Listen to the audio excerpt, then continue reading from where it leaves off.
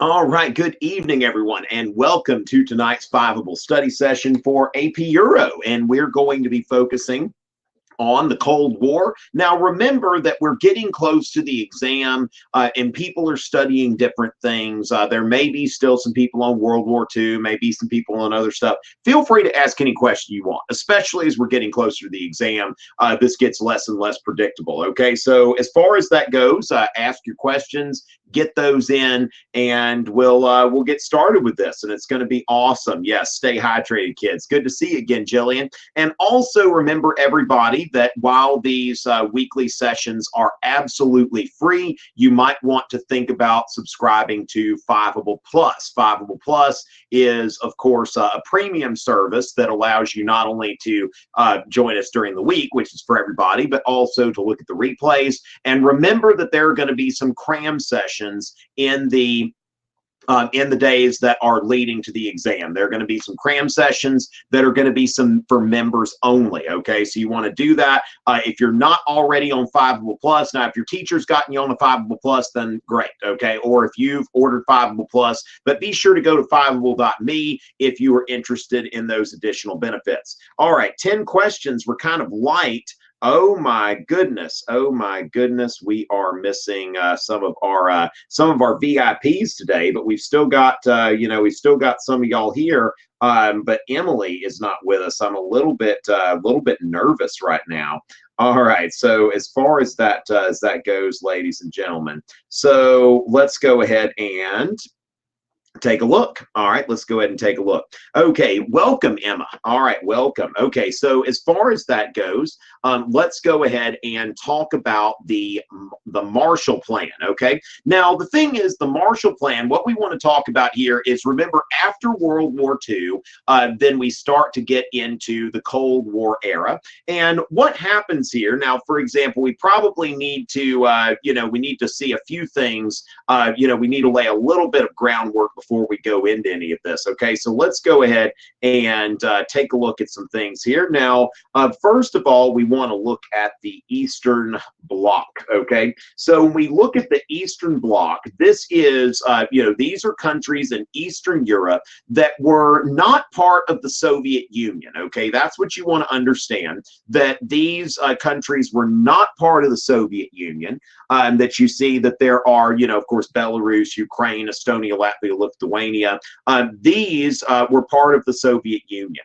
But then you've got Poland, East Germany, Czechoslovakia, Hungary, Romania, Bulgaria, Albania. Now, Yugoslavia ends up becoming an independent communist dictatorship, independent of the Soviet Union. But as far as this goes, this is the sphere of influence that Stalin asked for at the end of World War II. He said that basically, Germany had attacked Russia twice and in the 20th century, and Stalin says, we are looking for this as a sphere of influence. Now, what ends up happening, and Winston Churchill brought this up in 1945-46, he gave a speech at a commencement in Missouri, Harry Truman's home state of Missouri, who was president of the United States at the time. And Winston Churchill said, an iron curtain has descended across Europe. So what's becoming evident here is that all of these countries within the Soviet sphere of influence,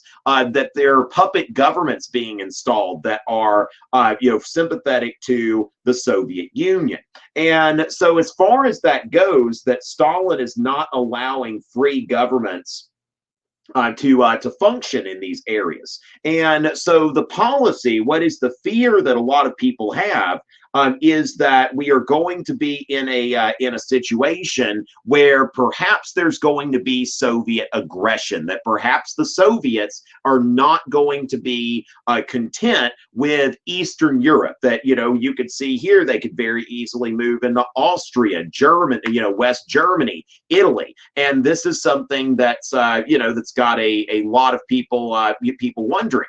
Now, so then we go to the Marshall Plan. Okay, so the Marshall Marshall Plan, officially known as the European Recovery Program. Now, this is something, and this actually came up as an LEQ last year on the AP Euro exam, about the relationship between Europe and the United States after World War I and after World War II. And so as far as that goes, the Marshall Plan was, was a foreign aid plan. Okay, so basically the United States is giving money to European countries to help their economies recover, because the United States really is coming out of World War II as really the only country, the only major power, if you think about it, that is untouched, okay? Because everyone else had been bombed, everyone else had lost, lots of lives. The United States, I mean, we only lost about 400,000 men in World War II. You compare that to several million for the Soviets, and of course, plenty in every European country as well. And so the United States was in a situation where they were looking to the United States for leadership.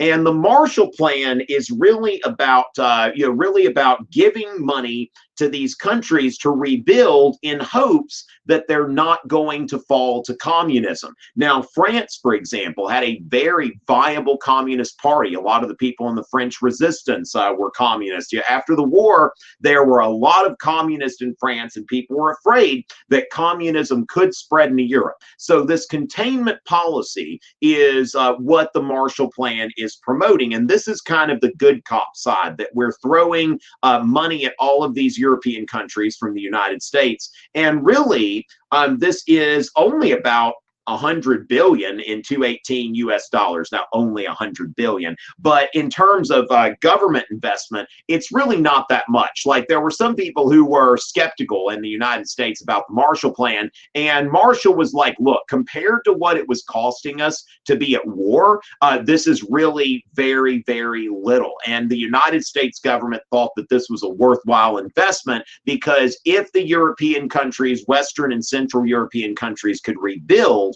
then they're not going to become communists. They're going to be thankful to the United States, and they can be counted on to be allies of the United States. But note here that this is a period where the United States is, first of all, for the first time, exercising global leadership against communism. All right, so as far as that goes, yes, that was the Marshall Plan, and it was effective. Like, containment was very effective in Europe. Like, there's no European country that was not communist in 1945 that became communist. So I would say that that was a very successful effort on the part of the United States. OMG, Ashley, hi. All right, what was the main cause of the Bay of Pigs? Now, Sonia, I would ask if you are lost. I do the A-Push review at 7 p.m. on Wednesday nights. Remember that 5able reviews, we've got AP US History Wednesdays at 7 and AP European History Wednesdays at 9. Okay, so but if you'll come in sometime and ask that during the US History one, then that will be just fine. But yeah, I would not imagine that the Bay of Pigs would be on the AP Euro exam. So you can, if you were studying that, you can be a little bit relieved, because nope, you don't have to study that. Okay, and so what were the revolutions of 1968, and did they accomplish anything? Okay, now as far as that goes, there are a few things that are going on. Now, 1968 was a very volatile year, no matter where you were. In the United States, 1968 was important because you had the assassination of Martin Luther King, a lot of riots that broke out following that. Also, you had the Tet Offensive in the Vietnam War, and of course, protests against the Vietnam War. So in the United States, 1968 was a very volatile time. It was also a very volatile time in Western Europe. There were, in 1968, protests in France. Okay, yeah, when I look up 1968 protests, France is what comes up first when I Google it. Of course, there's a lot of stuff in the United States too. I'll show you. All right, so as far as that goes, okay, so 1968 protests, France. Okay, so France had, you know, May of 1968, and so we have, you know, a period of civil unrest, which there they are building, you know, with their barricades and all of that. Now, notice, wow, a lot of like student desks and stuff like that. But as far as that, now we have right now in France the Yellow Vest protest, which you see some things going on there. Excuse me, but a series of student protests against capitalism, consumerism, American imperialism. That's one thing about France as well, that the French were, you know, very suspect of American influence, not only of you know, of communism, but American influence. And so we see here student occupations, yada yada yada. So May of '68 affected French society for decades afterwards. Is considered this day as a cultural, social, and moral turning point in the history of the country. So the movement succeeded as a social revolution, not as a political one. Okay, and also the Gaullist Party emerged stronger than ever before. Okay, now the Gaullist Party, this was you know, this was the center right party. Okay, so this was a center right party that was Charles de Gaulle's party. Okay, so this is, I mean, on one side, and that really kind of brings you into the you know, really what brings you into, as far as the French, the polarization of French society, where you have the more like traditionalist Catholic France versus a more like progressive socialist leaning France. And so as far as that, France experienced 1968 student protests. Now also you want to note the Prague Spring. Okay, so in the Eastern Bloc, there were also some things happening here. And so what happened that in Czechoslovakia, they elected a reformer as the first secretary of the Communist Party. And so, you know, for most of 1968, they were trying, you know, this guy was trying to reform. Now, you don't necessarily have to know this guy's name, but he was somebody who was leading Czechoslovakia, and he was trying to bring about reforms. Okay, he called this socialism with a human face, lifted censorship on the media, liberalized Czechoslovak society. Basically, it looks like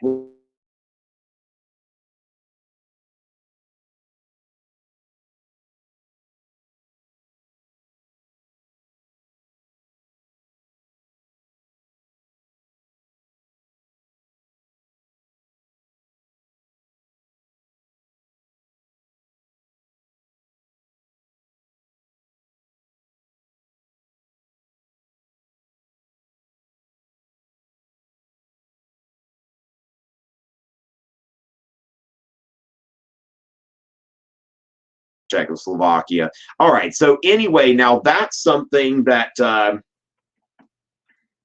now, this is something that we want to note here, is that when we think about the Prague Spring, we also want to note the Brezhnev Doctrine. Okay, so the Brezhnev Doctrine was basically articulated after the Prague Spring in order to justify what had happened, okay, in the Prague Spring, like when the Soviets had come in.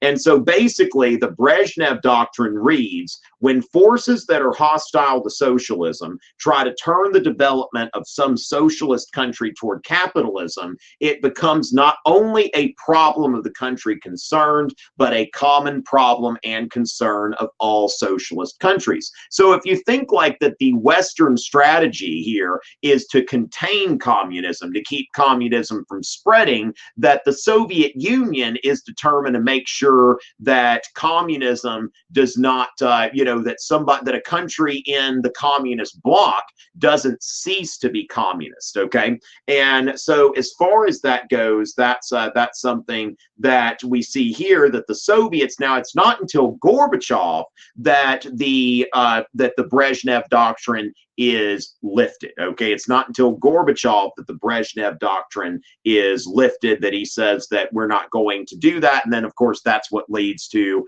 the fall of the Berlin Wall and the election of liberalizing democratic governments in the former Eastern Bloc. Okay, so as far as that goes, we've got another question answered. All right. And how did World War II and post-World War II factors? Okay, so as far as that, Gilda, that World War II and post-World War II factors. Now, the thing is that when we look at the whole Eastern Bloc, that it was, you think about it, why is Stalin getting all of these, why are the US and the UK saying, you know what, go ahead, do whatever you're going to do over there? Because, Stalin and the US and Britain, they had been allies. So if we think about the Yalta Conference, okay, so let me run over to the Yalta Conference here. All right, and so this is something that could very well end up on, be exam material. So let's think about the Yalta Conference. The Yalta Conference was a conference that was convened between the big three. Okay, so you see that there is, there's Stalin, there's Churchill, and there's FDR at Yalta. Okay, so basically what they were doing here at the Yalta Conference is they are getting together in order to discuss what are we going to do with Germany. By this time, it's pretty much a given that Germany is going to be defeated. So how are we going to go in? How are we going to divide it up? So they decide that they are all going to split, they're going to split Germany into occupied zones, okay? And so one of the things here is, now this is also where they decide to create the United Nations. Okay, so everybody's going to, as far as the United Nations is is a creature of the Yalta Conference. Okay, so the Soviets say that we're going to join the United Nations. All right, that there's going to be this international organization created, and they're going to everybody's going to join it. All right. All right, so the Yalta Conference. But anyway, and then they're going to divide Germany. Now, let me go ahead and pull up occupied Germany. Okay, so Allied occupied Germany. And so this is what they decide at the Yalta Conference, that they are going to basically divide it into zones of occupation. Now, what you see here is that the Soviets have a sector, the British and the French have a sector. Now, the French have a sector that is really oddly shaped, and this is because the United States and the British wanted the French to have a sector, and the Soviets are like, Stalin's just like, the French were defeated. Like, we're not cutting this into fourths. And so what Stalin says essentially is, we're cutting this into thirds. And if you want France to have a sector, then it's going to have to come out of your end. And so the United States and Britain both, gave France a sector of their agreed upon occupied Germany. And so that's why we've got that. And then notice that Berlin, okay, so Berlin is in the Soviet sector. So that's where, so not only is Germany going to be divided up between zones of occupation, but then Berlin is also going to be divided up. And so the Allies, you see there's an American, a British, and a French sector of Berlin, which is right in the middle of Soviet-occupied East Germany.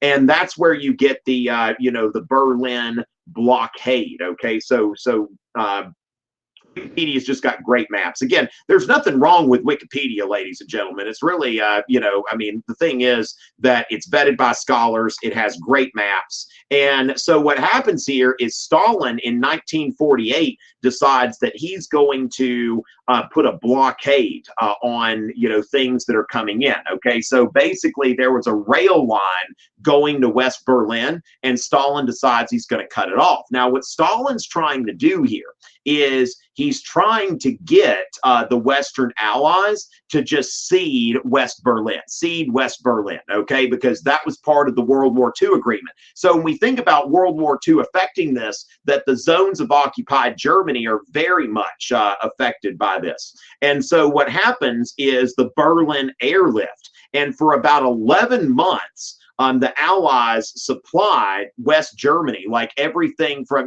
they've got to have like milk, bread, meat, anything to eat, any of their consumer goods. They are being flown in on planes on round-the-clock flights. You see that they're coming from these places here, and then they are all flying back here. I mean, this is just round the clock, 24/7 planes coming into West Berlin. And finally, Stalin relents, but the battle lines are kind of hardening here, okay? And so when you look at basically West Germany, now this is what happens eventually, is that in 1949, the French, the British, and the Americans decide, okay, well, we're going to go ahead and, give West Germany its independence. Now, there were still a lot of American troops over there occupying, but it's not just occupied sectors, okay? So basically what happens here is that West Germany and West Berlin, okay? So they're going to be,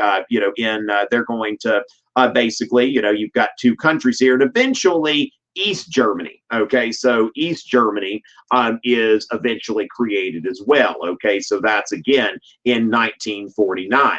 And so East Germany is, of course, all of East Germany except for West Berlin.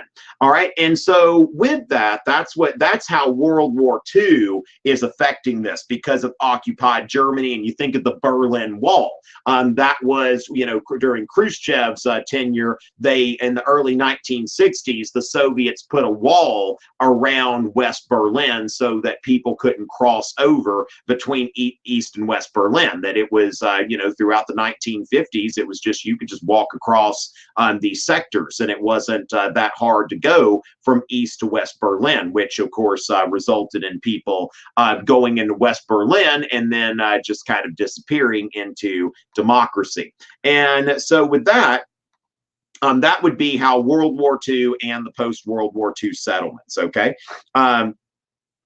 And with that, now remember, any questions need to be asked as questions, okay? So make sure that you're asking questions as questions. All right, so Zachary, again, the Korean War. Remember, ladies and gentlemen, that I've got U.S. history, that I do U.S. history at 7 o'clock on 7 o'clock on Wednesdays, European history at 9 o'clock. So with this, the Korean War would be another thing that would be a U.S. history topic, but I've never seen anything about the Korean War there. All right, so again, the Cuban Missile Crisis, that's another one that's really just, I've never seen anything about the Cuban Missile Crisis on the exam, because that's basically between the United States and the Soviets. That doesn't bring into account, I mean, that's not something that I would think would be likely to come up on a European history exam. All right, so as far as that goes, all right, so yes, we do want to talk about now. Some of y'all, Zachary, are you taking AP US history or AP Euro? I'm a little bit confused here, okay? Because remember, ladies and gentlemen, this is the AP Euro. This is the AP Euro Q&A. So there are things like, when we talk about the Cold War, there's the Cold War in general, but there are aspects of the Cold War that are going to be on the APUSH exam, and then aspects of the Cold War that'll be more likely to be on the AP Euro exam. So make sure, now, of course, there's a lot of overlap as well, but when we're talking about things like the Cuban Missile Crisis, the Korean War, these are things that are really much more related to U.S. history than to a course in European history. All right, so as far as that, Teresa, the concept of mutually assured destruction, all right, that's something that during the Cold War, this idea that, okay, the Soviets, once they have nuclear weapons, how are we going to how are we going to respond to that, to the Soviets having nuclear weapons? And what happens is, like, well, in the 1950s, you think, well, we make more nuclear weapons. And we both make so many nuclear weapons that it's obvious that if anyone launches a nuclear weapon, then what we're going to be looking at is that everybody's going to be destroyed. So the concept of mutually assured destruction. Now, the thing is, we do want to talk about the alliances, okay, which, remember that the alliance system is often mentioned as a causal factor for World War I, but alliances really aren't inherently bad. In fact, in a lot of cases, alliances can be good. I mean, alliance systems work until they don't. Where alliance systems don't work is when someone actually attacks a member of an alliance, and that causes a very big war, okay? But the thing is that the United States is providing, after World War II, unprecedented global leadership. And so what we want to note here are these Cold War era alliances, okay? So NATO, which was organized by the United States, the North Atlantic Treaty Organization. All right, so in 1949, NATO included included a handful of Eastern European countries. Now you see that Greece and Turkey have been invited into NATO. Then West Germany in out, looks like they're in again. And so you see here that most, and then Spain. Now another thing is during the Cold War, Spain had been marginalized. Now Francisco Franco was not a fascist; he was a conservative authoritarian, but he had been allied with the fascists. So definitely, right after World War II, Franco's Spain was marginalized, was kind of a pariah in Europe.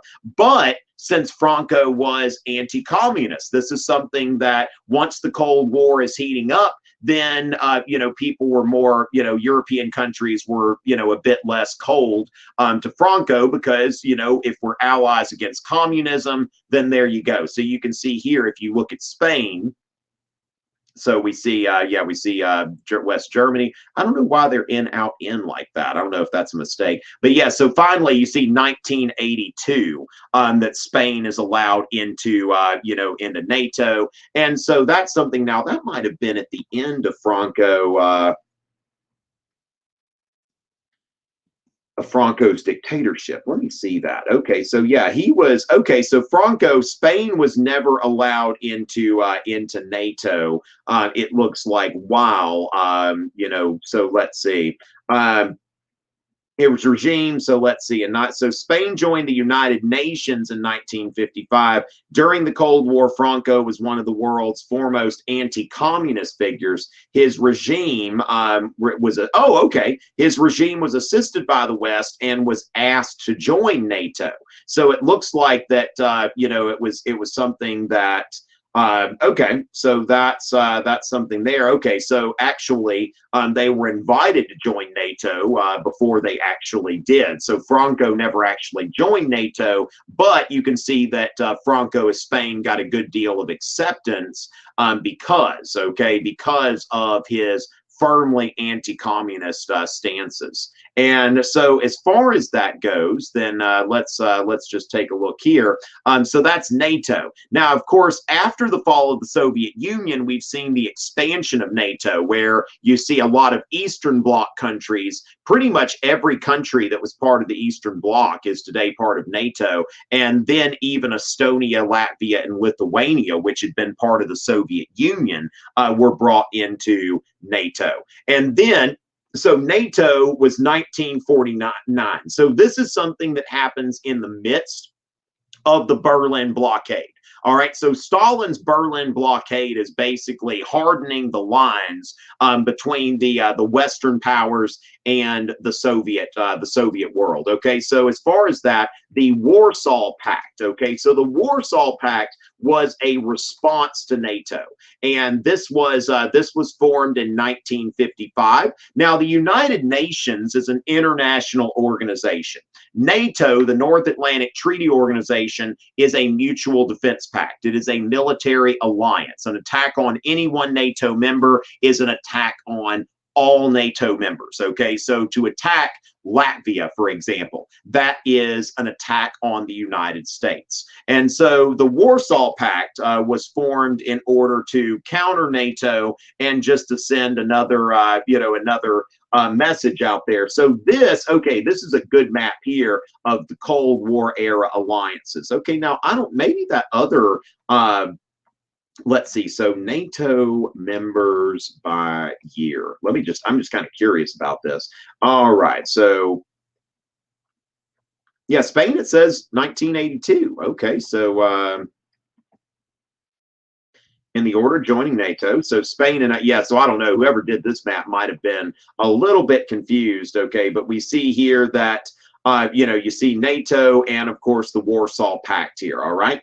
And so as far as that goes, you're looking at the Soviet Union and the Eastern Bloc forming the Warsaw Pact. Now, there's never a war in Europe. That's why it's called the Cold War. But basically, this is what you're looking at, that Europe during the Cold War is in this kind of stalemate between the communist aligned countries and against the, versus the Western democracies. Okay, so with that, that's kind of going into the Warsaw Pact and NATO.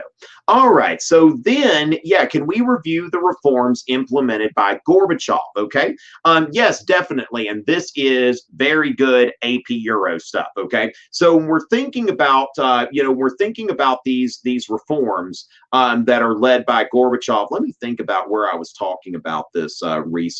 There was somewhere very recently that I was addressing this, and I'm trying to think about when I did that. Okay, just real quick here. Let me just run into my drive because I think I've got something here.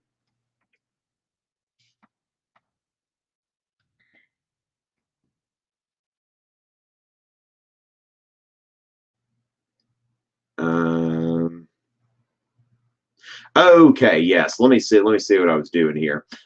This is something that I was working on recently. Let's see. Let me go ahead and share this. Okay. All right. Yes. Okay. So let me just go ahead and I will share this, and y'all can y'all can certainly view it if y'all want to. Okay. So I'm gonna paste this in the chat because this is something that I was working on very recently with one of my tutoring clients. Okay. So as far as that goes, let me share with y'all what I've just shared with you here in the session. And what we've got here, we've got the maps of occupied Germany, all of that kind of stuff. Now, as far as that goes, let's take a look at the different Soviet leaders, okay? So first of all, Nikita Khrushchev, okay? So Stalin's successor. Stalin, what he did here, what Khrushchev was responsible for was a program of de-Stalinization. Now, decolonization was, of course, something that happened after World War II, but de-Stalinization. So Khrushchev gave what is known as a secret speech to the Communist Party. Now, this wasn't, now the reason it's called the secret speech is because he did, in this private Communist Party higher-ups meeting, he did criticize Stalin. He criticized Stalin and said that Stalin had created a cult of personality that was really not, it was definitely not the socialist ideal to create this cult of personality with a single leader. And so Khrushchev said that we need less of a cult of personality. We need more collaborative leadership at the top. And also he began to phase out the Gulag system, the system of these camps that Stalin had created in the Soviet Union. So those begin to get phased out during Khrushchev's time.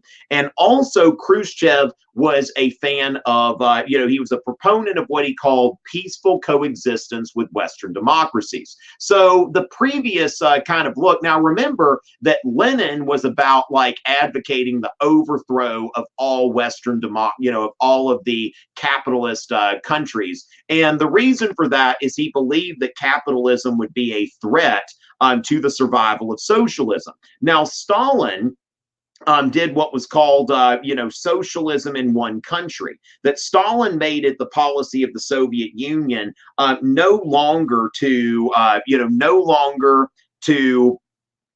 to say that our policy is to overthrow other governments, is to advocate the overthrow of other governments. So let's focus on this. Now, Khrushchev was saying, like, look, we don't need to be in quite as much of a war footing as we were during Stalin's time.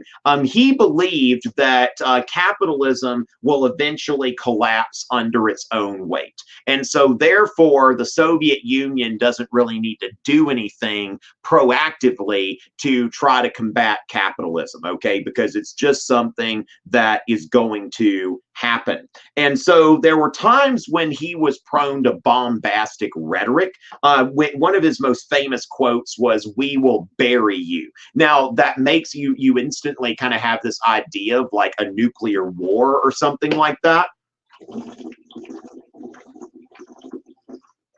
Stay hydrated, kids.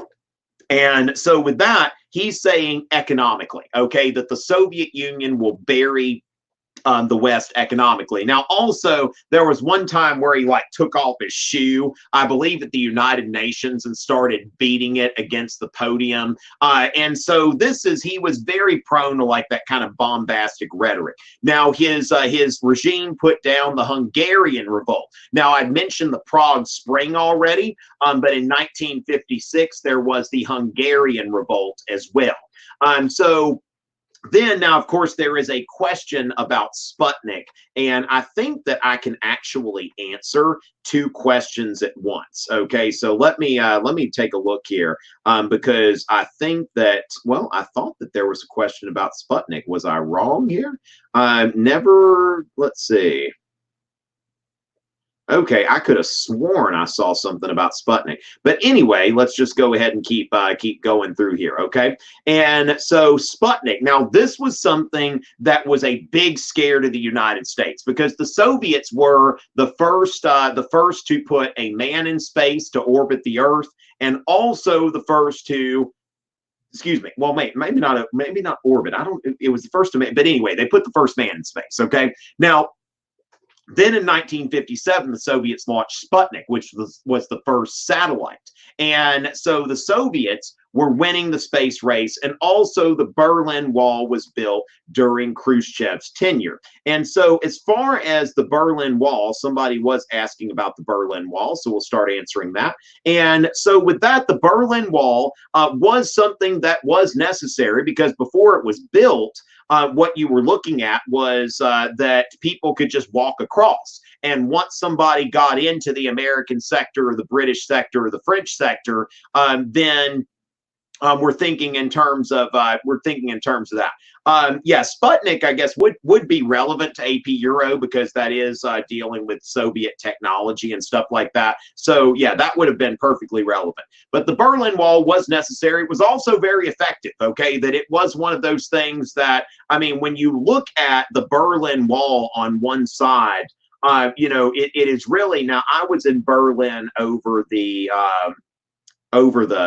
summer, got to see a few pieces of the Berlin Wall, but this is a photograph of the Berlin Wall at that time. Okay, so with that, we can see here that this was in 1986. Now, on one side in West Berlin, you can see here that you could just, I mean, a guy's just walking his dog right along the wall. There's a lot of graffiti on it. Now, on this side, you notice the wall is clean. The wall's just squeaky clean. Then you've got a military presence here. You have a fence there.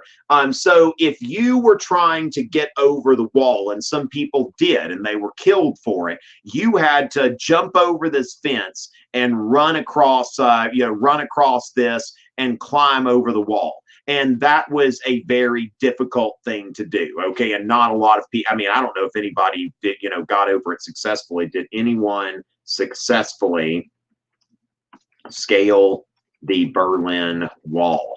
That would be something interesting, okay? So, kind of curious here. Okay, so to prevent attempts, the wall was reinforced, barbed wire, spikes, metal gray. Okay, so escape attempts and victims of the inner German border. 10 great escapes across the Berlin Wall. Okay, so this is something that actually, it looks like there might have actually been a few people. Let's see, so came down, the wall was a lethal barrier, yada, yada. Stole a tank. Okay, that's one way to do it, right? After it smashed into the Berlin Wall. Okay, so may have helped build the wall, but plotted his escape. The local, let's see, so I'm getting out of here to the west. Anyone want to come along? It says the vehicle failed to break through the wall and got stuck on the barbed wire and was shot twice by East German border guards.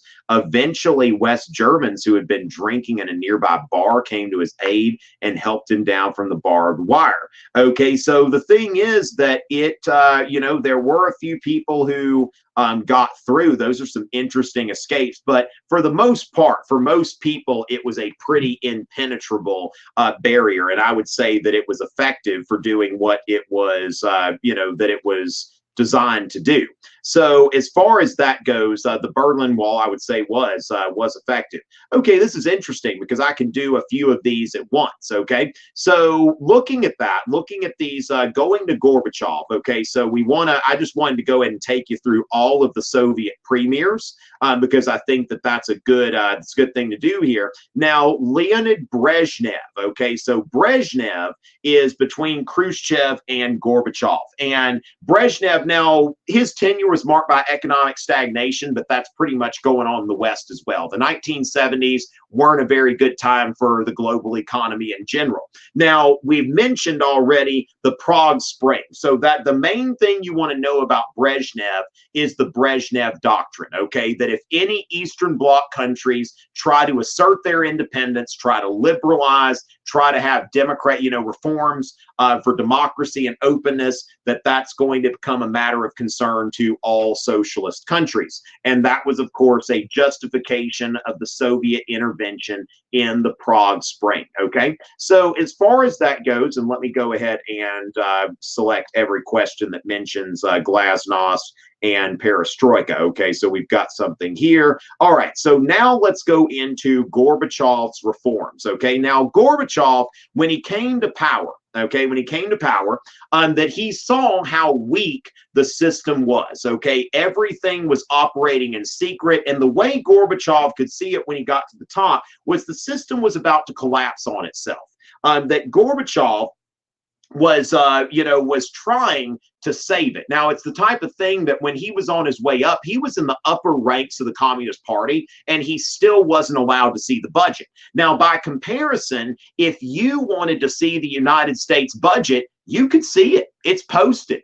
Now, of course, there are going to be some things you can't look at every line item on the CIA's budget, but you can look at the U.S. federal budget. It is public record that we have freedom of information in the United States. And the thing is that Gorbachev believed that for the socialist system to survive at all, that there would need to be some liberalizing reforms. Now, the reforms are Glasnost and Perestroika.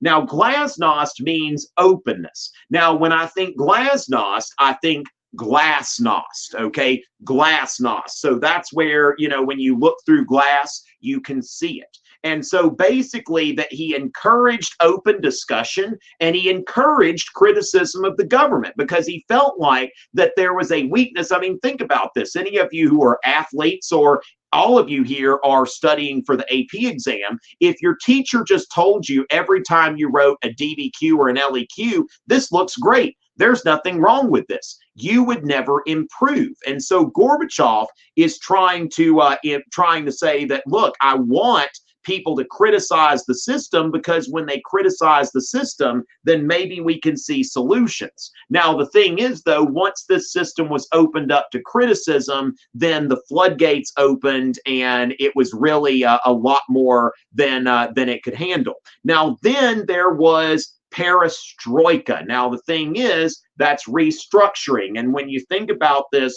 Stroika, structure, okay? So Glasnost, I can see through glass. Stroika, structure, okay? I'm restructuring. And so Gorbachev began restructuring Soviet enterprises and also started to admit to failures within the system because that had been Soviet policy for decades to not admit that anything was going wrong.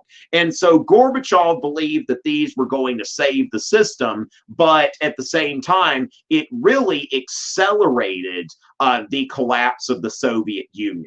And also, Gorbachev renounced the Brezhnev Doctrine. Okay, so once the Brezhnev Doctrine was renounced, then that led to, of course, the fall of the Berlin Wall in 1989 and the free elections in the former Eastern Bloc, and even the fall of the Soviet Union shortly after that. Okay, so that's something that hopefully that's something that y'all will find helpful. All right, and so in the sense that Ria, I'm not sure what we're talking about here, okay? So, because the thing is that did the United States replace European powers during the process of decolonization? Now, decolonization is basically, letting go of colonies in Africa and Asia. Now, decolonization part one was, that was where we had, that Germany loses their colonies, that the Ottoman Empire loses its imperial possessions, and all that's left is Turkey. And then the British and the French govern these places as so-called mandates. Now, after World War II, the French and the British have to give up their colonies as well. Now, the British, lost India in the late 1940s. Excuse me, with just non-violent resistance, and the British gave that up without a fight. The French were fighting to try to keep Algeria and to keep Indochina. Now, it was in 1960 that the UN made a declaration against colonialism, okay, against basically the idea that European, Western powers should rule over other countries. And this is a time, the United States granted independence to the Philippines, for example. Okay, so if we look at the Philippines, let's see. So the Philippines, let me just take a quick look there, became an independent country in, let's see.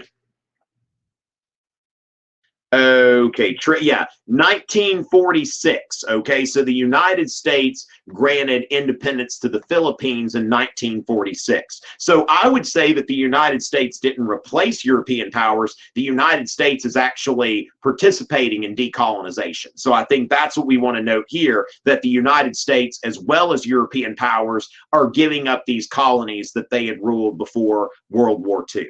All right, so as far as that goes, let's take a look here. All right, so this, because we do have a few people that are still on World War II and dictatorships, the major differences between fascist, Nazi Germany and communist Russia. Okay, so as far as that goes, that really both of these, whether we're talking about Nazism, fascism, which of course are similar in a lot of ways, and Soviet communism, in both cases you're dealing with societies that are unfree. They don't have free democratic elections. They don't have the democratic process. They don't have a market-driven economy. Now, of course, fascism is closer to that because there's private ownership of the means of production, but it's certainly, I wouldn't call like Nazi Germany a free market economy. Okay, so as far as that goes, first of all, that when we look at the Soviets, we've got state ownership of the means of production, whereas in Nazi Germany, you had private ownership of the means of production, but highly regulated by the state, okay, that basically corporations would serve the needs of the state. There was a very tight alliance between the state and corporations. And so that's one aspect of that.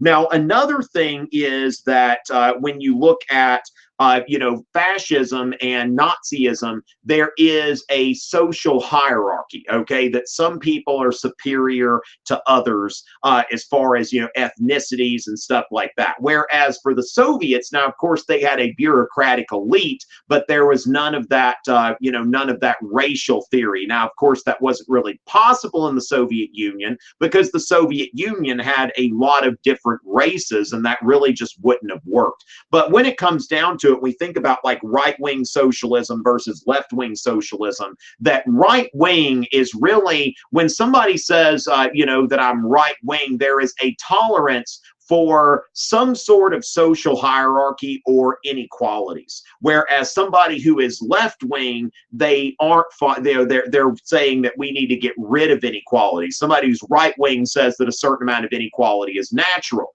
That even if, and that's not just to do with race or anything like that, but somebody who is right-wing would think that it's natural that some people are rich and some people are poor. Whereas somebody that's left-wing finds that situation unacceptable. So, fascism, Nazism, very nationalist as well. Now, Stalin during World War II appropriated nationalism in order to raise morale, but communism isn't by nature nationalist. Communism by nature is internationalist. And so with that, okay, so brief explanation.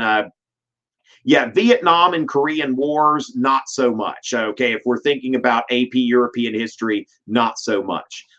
So as far as that, how could they come to power, actually compete? Yeah, so Evelyn, the thing is that, yeah, the USSR did lose a lot of people, but they had a lot of people to lose. Now, the thing is, it's a good question. How could they compete with the United States during the Cold War period? The thing is, it's just a lot of it was shrouded in secrecy. For example, in the 1950s, JFK, who was getting ready to run for president, he talked about a missile gap. Okay, so there was this missile gap that was, that there was a belief in the United States, of course, with Sputnik as well. There was this belief in the United States that the Soviets had more missiles than we did. Actually, looking back, that was false. Okay, so the thing about the Soviet Union is that we just didn't have a lot of information. And that was something that was a limiting factor for the United States. But yes, when you look at the United States economy and the United States military, there really wasn't like a parity there between the United States and the Soviet Union. So yeah, part of that was that just the intelligence just was not there. That the Soviets really had a lot better intelligence apparatus than the Americans had. They knew a lot more about us than we knew about them. Part of that is, like I said, the U.S. budget is like public record. So it's easier to spy on a democracy than it is on a totalitarian state. And so going that, what are the key, let's see, so impact of the KGB. Sonia, yeah, the KGB is really like, more of an like internal police organization. So you would want to know about that as far as, you wouldn't necessarily find them on a multiple choice question, but it's really more of like an internal secret police. So you'd want to think they're not really having an effect on the Cold War as much as that's part of the apparatus that the Soviet government is keeping up with the way people are, what things people are doing in private. All right. And yeah, not quite sure about the causes of the Cold War, where that gets into that. But let's see. All right. Taken in, so it's the end of the Cold War. So Detente, and that's something that we typically hear more about like in U.S. history than we do in European history. But Detente is kind of like in the 1960s, the late 1960s, 1970s, where you have a lessening of tensions. Okay, Detente is a French word for detension. Okay, so it's important to note that even though the Cold War, we can look at that as like 1945 to 1989, it's or 1991, depending on how you want to measure that, that it really was the 1940s and 50s and early 60s where it was really like the Cold War. Okay, like Ronald Reagan, for example, when he delivered his Evil Empire speech in the early 80s, he mentioned that there, he was talking about a time, something that happened like in the 1960s, where he said it was at the height of the Cold War. So when Reagan was talking in the 1980s, he was even talking about the Cold War as something that had happened in the past. So it is important to kind of note that, yeah, the tensions were heaviest in the 1940s and 1950s. All right. And so as far as that, that's really as far as the key factors of Okay, yeah, we've basically gone over that like all evening tonight. So, thank you. Thanks for playing, Nicole. Thank you, Nicole. Very cool. All right. So, as far as that goes, ladies and gentlemen, remember that now I will not be here next week, but that doesn't mean that Fiveable won't be. Okay, I believe now. Don't just look for emails from Fiveable. I believe that there will be somebody here leading a review at 9 p.m. on 9 p.m. Eastern next Wednesday, but I'm going to be on spring break, so I'm not going to be leading the session, but there should be a session, and I will be coming back. I will be coming back the following week. So, ladies and gentlemen, remember as we get closer to the AP exams, remember to look into Fiveable Plus. That's going to be something that I think would be a good investment for you. So go to fiveable.me and look for Fiveable Plus. All right, so ladies and gentlemen, thank y'all so much for joining us this evening, and I will see y'all pretty soon. Remember, we're here. Yeah, well, good. Glad I can help you, and thank y'all for coming. And we've got a couple more of these, and then remember that the ones right before the exam are going to be for Fiveable Plus members only. So y'all want to check that out if your teacher hasn't gotten that already. Looking forward to it too, Angelin, and bye, Rhea and Jillian and the rest of you. All right, y'all have a wonderful night. It is always a pleasure.